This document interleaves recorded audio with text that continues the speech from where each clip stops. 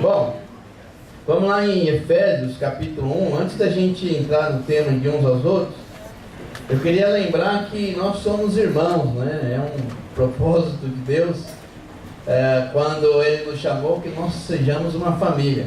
Só para refrescar a nossa mente, Efésios capítulo 1, versículo 5, e depois eu vou ler 1 João capítulo 3, versículo 1. Você pode anotar, depois você pode ver na sua casa, mas no capítulo 1, versículo 5 fala assim: em amor nos predestinou para sermos adotados como filhos, por meio de Jesus Cristo, conforme o bom propósito da sua vontade. Em 1 João capítulo 3, versículo 1 fala: veja como é grande o amor que o Pai nos concedeu, sermos chamados filhos de Deus, o que de fato somos.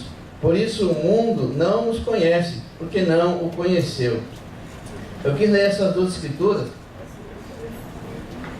porque ele fala sobre que nós fomos escolhidos, né, chamados para sermos filhos de Deus. E que privilégio nós temos, não?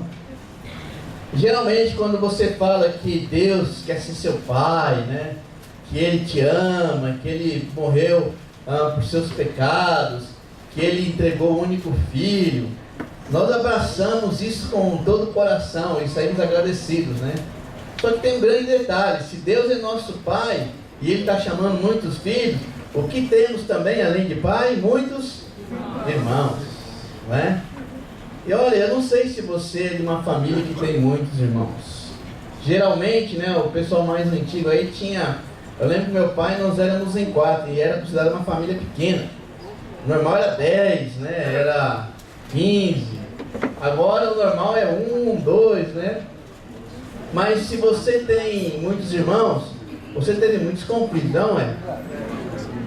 Quantas vezes você não pensou: se eu fosse filho único, um quarto só para mim, uma sobremesa de pudim só para mim? Quem não passou essa raiva daquele pudim?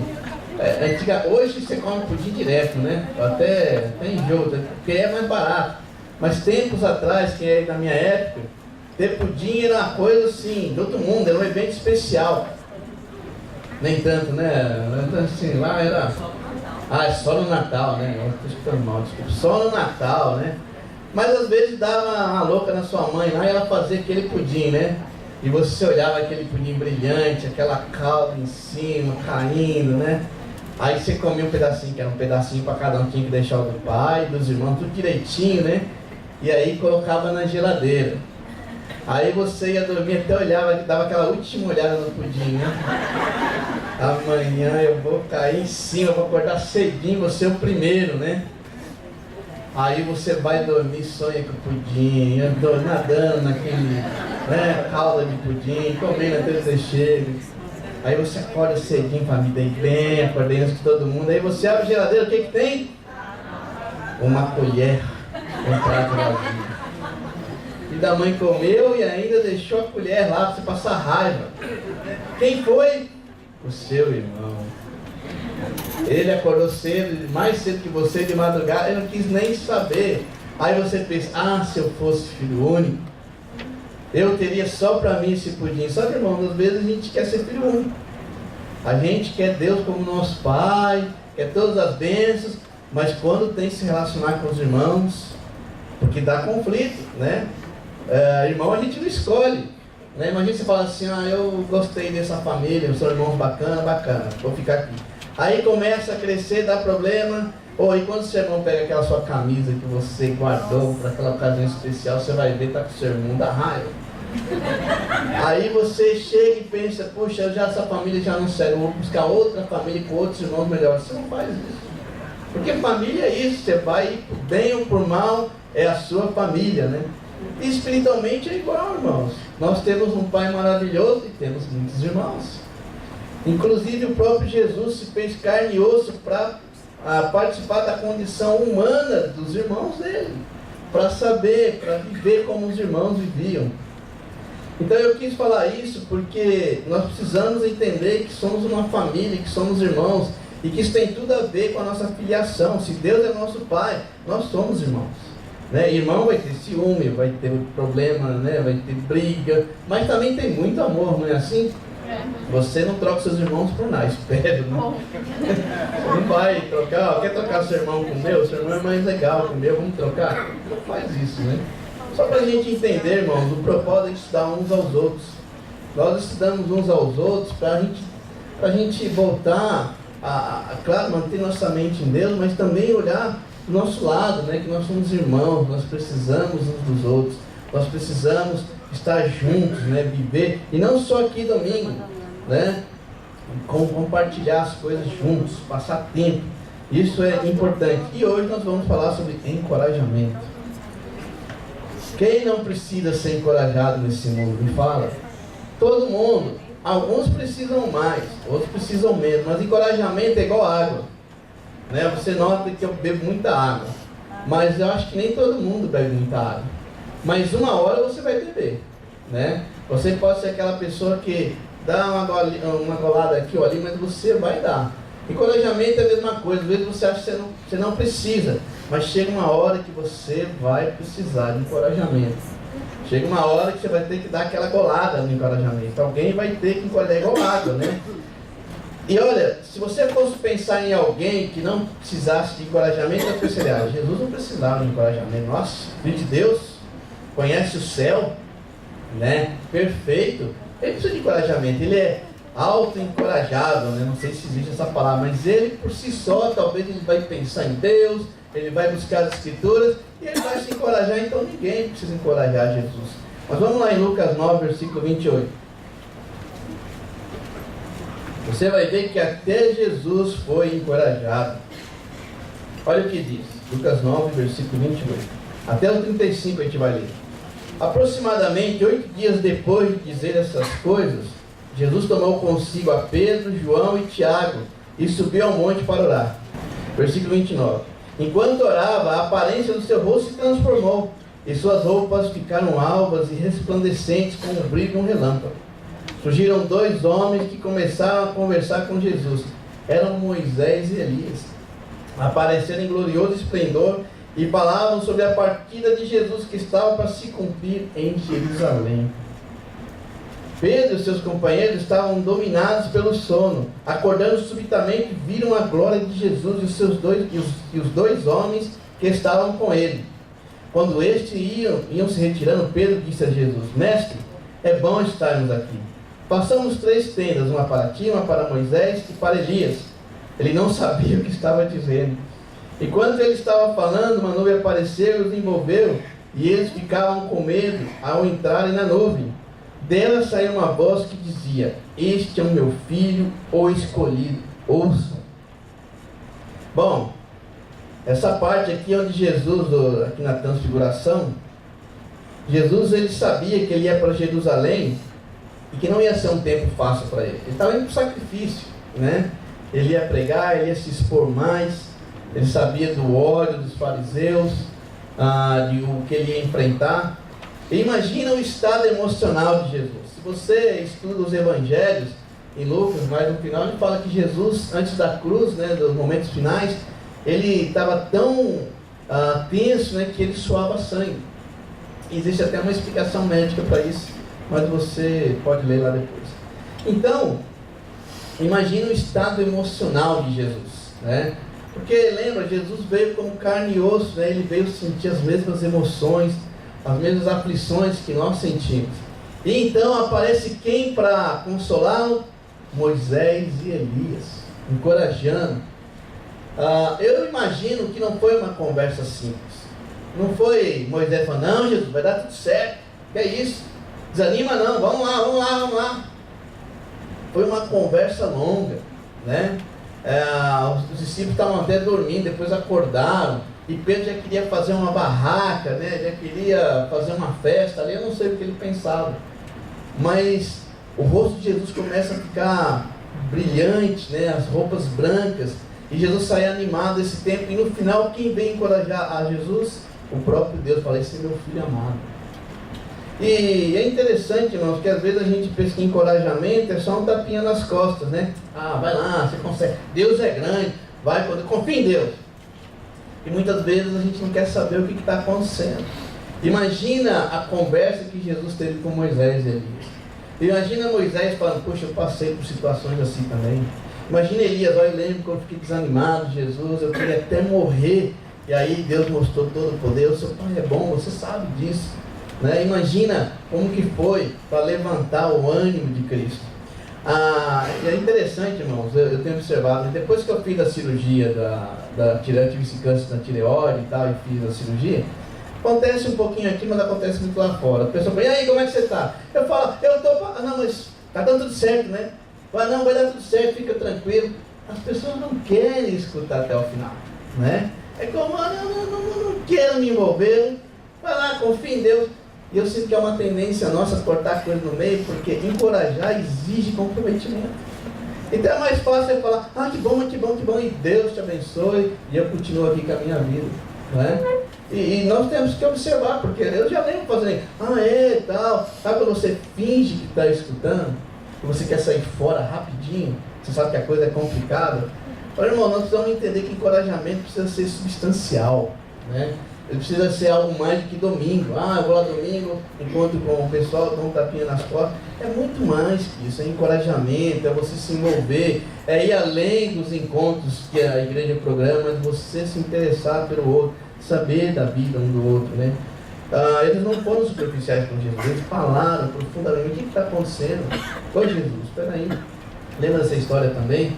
Conta aí, como que você se sente? Imagina o tipo de conversa, né? Sabe, nós precisamos encorajar mais uns aos outros. Você vai na nova geração, você já pensou em encorajar alguém para estar cuidando das crianças? Irmãos, cuidar de criança não é fácil. Criança é fofinha, é uma alegria, dá vontade de morder no colo dos outros, não é?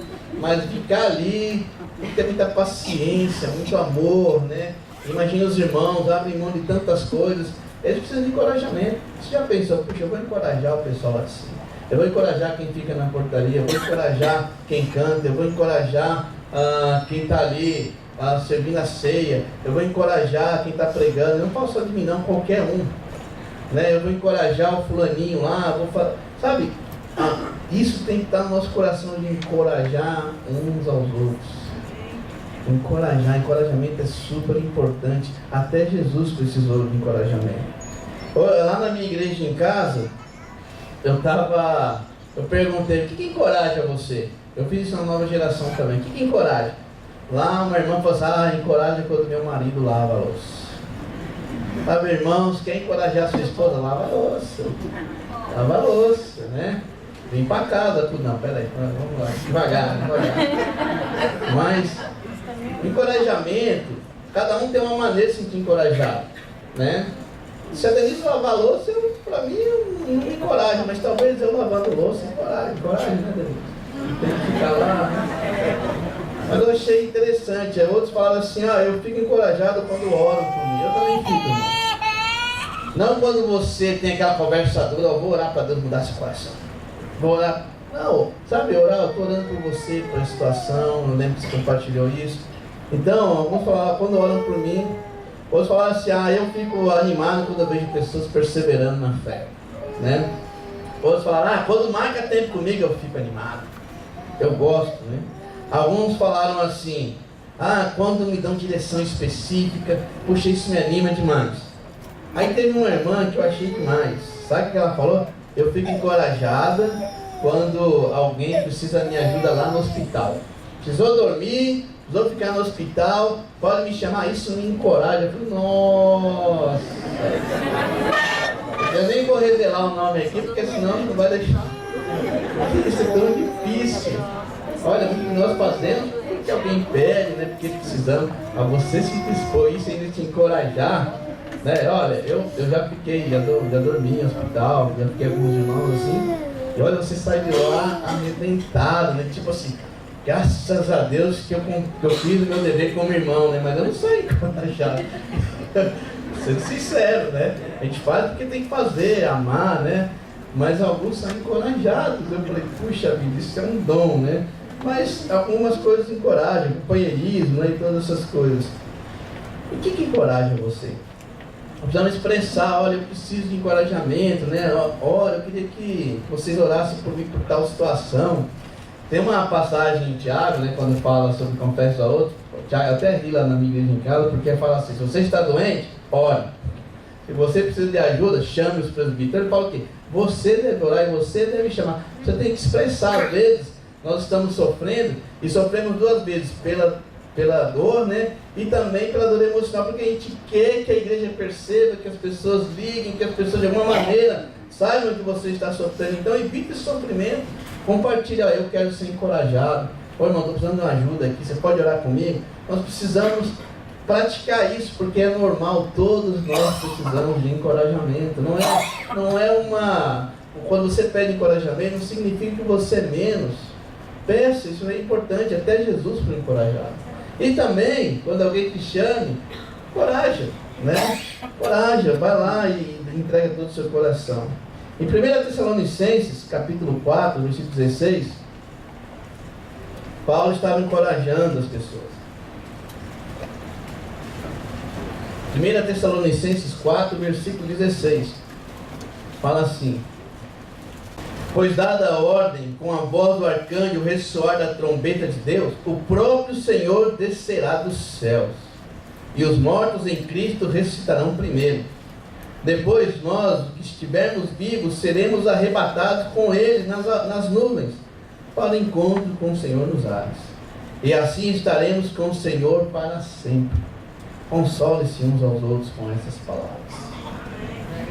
Imagina Paulo, né? Paulo estava tão desejoso que Jesus voltasse logo.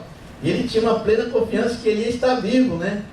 Mas na frente você percebe, né, que ele se dá conta que vai ficar para depois, né? Que ele não seria durante a vida dele aqui na terra, mas que seria depois. Mas ele começa a encorajar os irmãos com o quê? Sobre a salvação. Olha, nós somos salvos. Cristo vai voltar. Cristo vai vir nos resgatar. Lembra disso e console-se uns aos outros, né? O encorajamento, irmãos, ele precisa ter substância, né? Ele precisa, é tão importante quando a gente encoraja as pessoas com as promessas de Deus, né? Às vezes nós estamos numa situação difícil.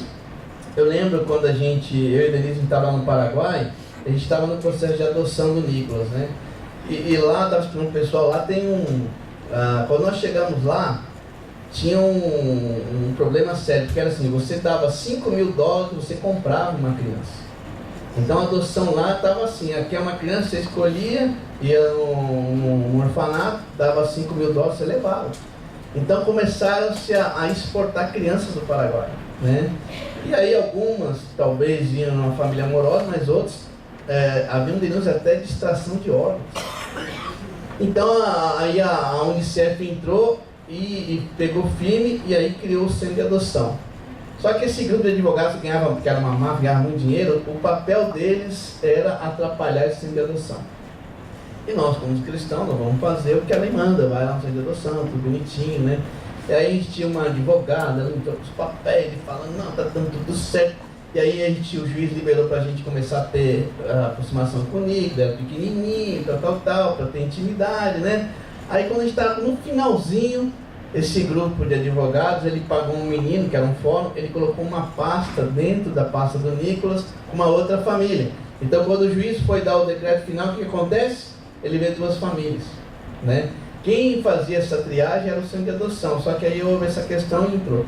E aí eu lembro quando a advogada veio desesperada, falou: nossa, já é... E ela foi tão negativa e tão assustada com a situação, ela falou: olha, esse grupo ele só quer acabar com a gente. E ele falou: e a pasta que ele colocou lá é para vocês perderem, porque vocês são estrangeiros, e o casal é paraguaio, né? E eles tinham influências políticas. Então ela nos colocou um ambiente super negativo. E nós ficamos mal, isso nos contaminou de um jeito que nós falamos: nossa, mas a gente já encarava o Nico como nosso filho. Falamos: mas a gente vai perder, e como é que é? A gente entrou um desespero total. E aí eu lembro que nós ligamos para o Leandro, né? E a gente estava super indignado, triste, com nossa confiança em Deus lá embaixo. Aí o Leandro falou assim: Marcos, lembra quem é Deus. Não há autoridade, não há dinheiro nesse mundo, não há ninguém que seja mais que Ele. Se Deus decretou que Nicolas vai ser seu filho, ele vai ser seu filho. Não se preocupa, se não for, não vai ser de nenhum. Você precisa confiar em Deus. E olha essas escrituras.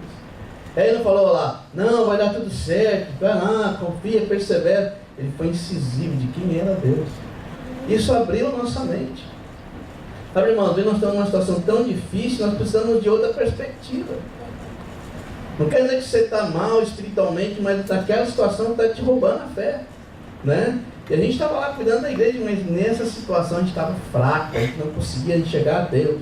Eu lembro, eu e Denise, nós oramos, decidimos entregar o Nicolas nas mãos de Deus. Deus, se o Nicolas é nosso, e pronto, acabou. Se não é, o Senhor vai dar o consolo, a gente vai entender.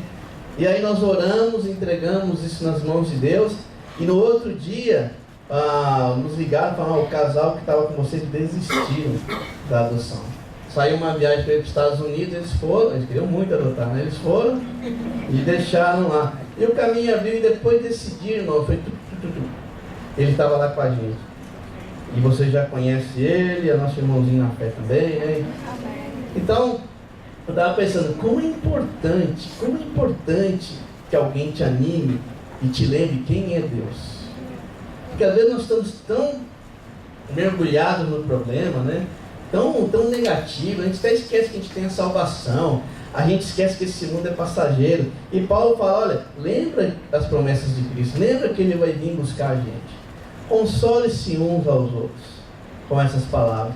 Irmão, nós precisamos consolar, animar e falar quem é Deus, das promessas. Às vezes nós estamos tão preocupados, né, com a questão da vida, com a questão dos problemas pessoais, porque a nossa vida ela vai se complicando. E não esquecemos de que Deus é aquele que salva, que Jesus vai voltar. Você já viu alguém levar e ir para o enterro e ir atrás de um caminhão de mudança, levando tudo que ele construiu? Não vai.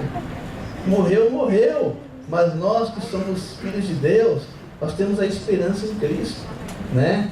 Nós vamos ficar mais... Bom, espero que a gente fique velho, não sei, né? Mas ainda que a pior das coisas aconteça nesse mundo, se você tem a fé em Cristo, se você tem Cristo como Senhor da sua vida, Ele vai te buscar. Nós não estamos abandonados.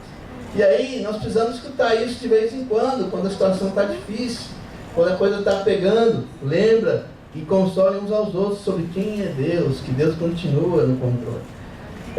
Eu estava vindo para o centro, aí você vê aquelas coisas, né? Aluga-se, fechado. Aí fala, nossa, aqui tinha uma empresa aqui. Então o ambiente, você vai chegar no centro e já vê aquele ambiente negativo, né? As pessoas, aí você liga, escuta rádio, televisão, é só coisa negativa. A coisa tá, o bicho está pegando mesmo, não é?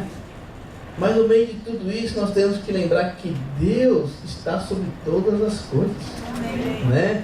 Olha, tem zika, né? A mosquita zika, né? Desculpa, escapou, não consigo. Mas tem tanta coisa, e é verdade, olha, se você pensar, nós estamos expostos a tantos perigos, né?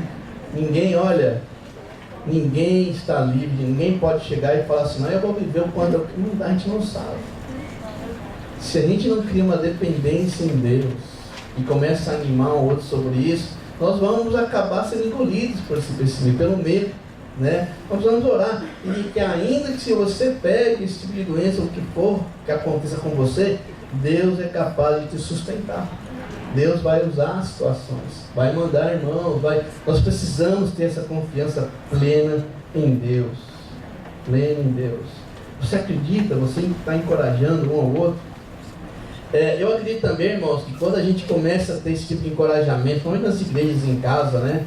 E quando eu falo igreja em casa, não é que você vai um dia na semana, encoraja e depois some, né? Só vem domingo.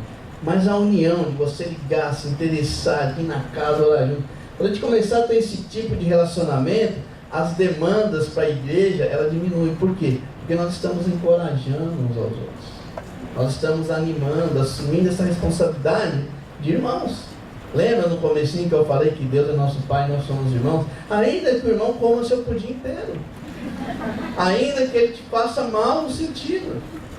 Ainda que você tenha ciúmes. Eu lembro quando eu era o caçula e minha irmã nasceu. Então imagina você estar numa família de 3 homens. Eu estou lá reinando absoluto. Depois de 7 anos nasce uma menina, sonho do meu pai. O que aconteceu comigo? Fui destronado. Mas assim, no seco, né? Não teve nenhuma conversa prévia. Destronado. Você acha que eu olhava para minha irmã e falava, ai, doçura, vem cá. Oh, isso me deu um ciúme, minha irmã lembra, até quando eu fui me tornar um cristão, eu tive que pedir perdão para minha irmã, porque eu era cruel, ela era pequenininha, e eu tinha que ensinar, levar ela na escola, e eu ficava com uma raiva, né? E um dia eu lembro, estávamos lá no supermercado, e se você vem naquela família de muitos irmãos, pede chocolate pro seu pai. Né? Naquela época era baratinho, ia pedir um negócio, meu pai, não dá e tal, tudo era, na verdade, pedia para a mãe, né? Mãe, não dá, meu filho. Aí eu lembro uma vez, passeando, a gente foi no supermercado, antigamente tinha isso, né? O supermercado era passeio, né? A gente ia com a família toda. Aí tá lá, né? Aí minha irmã viu um violão, nunca tocou violão na vida dela. Ela nem vai, violão. Meu pai falou e comprou um violão para ela. Aquilo me deu uma revolta. Eu falei, caramba, nem um chocolate, ela perde. Então essas situações acontecem. Né? Às vezes os nossos pais erram, né? Às vezes nós erramos uns com os outros. Mas eu amo a minha irmã, não troco ela, não vendo, não empresto. Mais tarde, assim, hoje a gente tem a gente sempre tem um bom relacionamento, apesar dos problemas, mas a gente é irmão, ela me liga, gosta, tá? Então, imagina se eu tivesse desistido de ser irmão dela. Não dava. Então, irmãos, encorajem, ainda que a gente vai ferir um ao outro, não tem jeito, faz parte de sermos irmãos na fé. Aceita isso, ajuda e encoraje, porque Jesus vai voltar. A gente não pode depender da nossa... imagina se a gente fosse encorajar só aqueles que nos encorajam. Não é o princípio. Nós temos que encorajar todo mundo.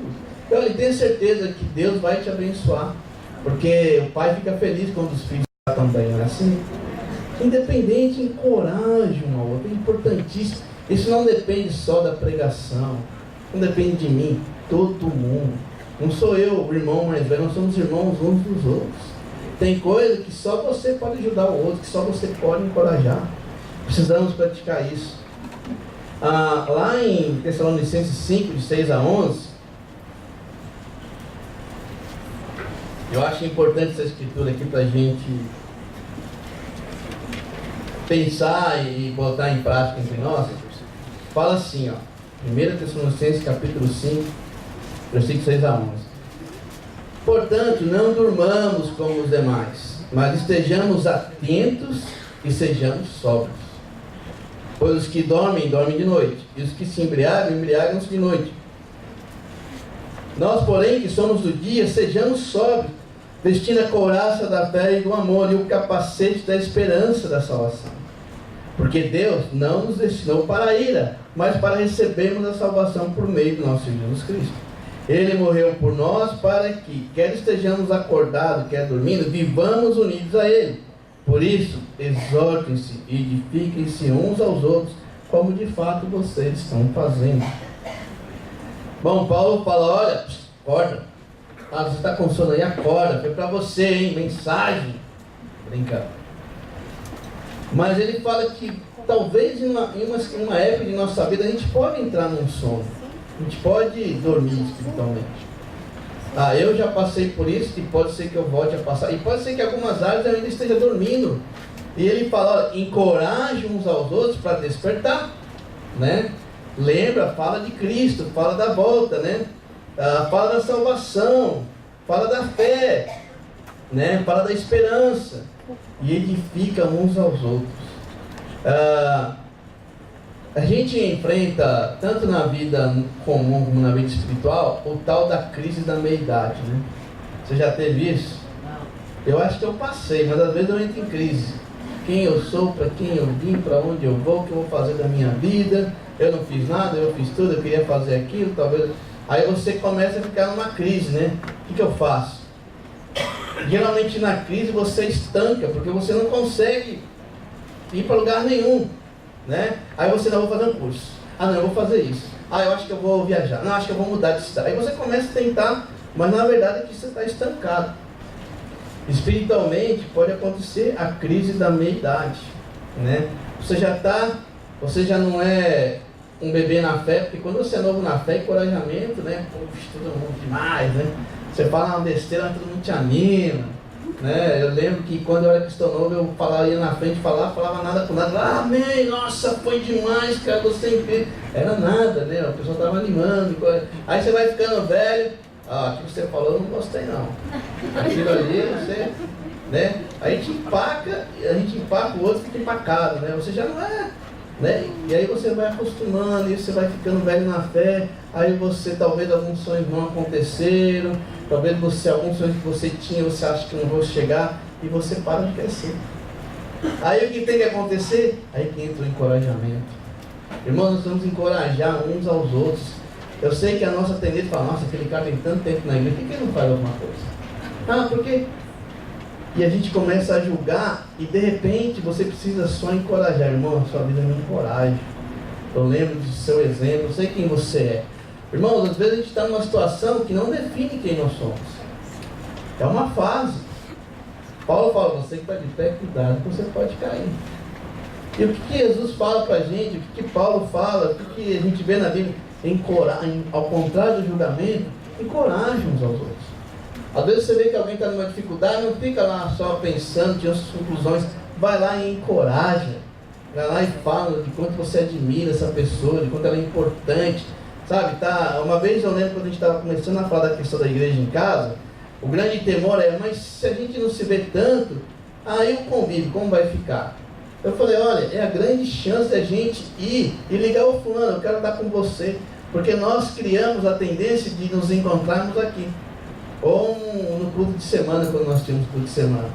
Fora isso, você viu o irmão na igreja, então tá bem, eu vi lá na igreja, domingo, vi lá no meu grupo de família. E fora disso, você está buscando a união?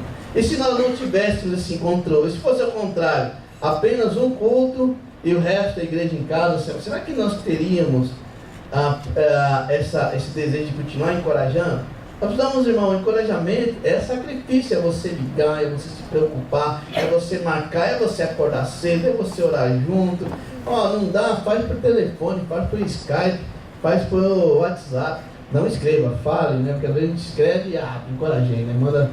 Então, irmãos, nós precisamos voltar a ter esse coração de encorajar um ao outro, entender que nós vamos passar por situações onde realmente nós paramos, onde o crescimento é difícil. E aí nós precisamos de encorajamento do outro. Olha, às vezes o seu casamento está sendo empaca, né? Não vai nem para frente nem para trás. Olha, você precisa de encorajamento. Mas para você se encorajar, você precisa falar, eu preciso de encorajamento no meu casamento. Eu preciso de encorajamento na educação do meu filho. Eu preciso de encorajamento no relacionamento. Não sei. Nós precisamos, e eu tenho certeza que você vai encontrar. Em Hebreus capítulo 3, versículo 12, a gente está terminando. E eu vou ler 10, 25 também. Fala assim, pode anotar, fala assim, cuidado. Cuidado, irmãos, para que nenhum de vocês tenha um coração perverso e incrédulo que se afaste de Deus vivo.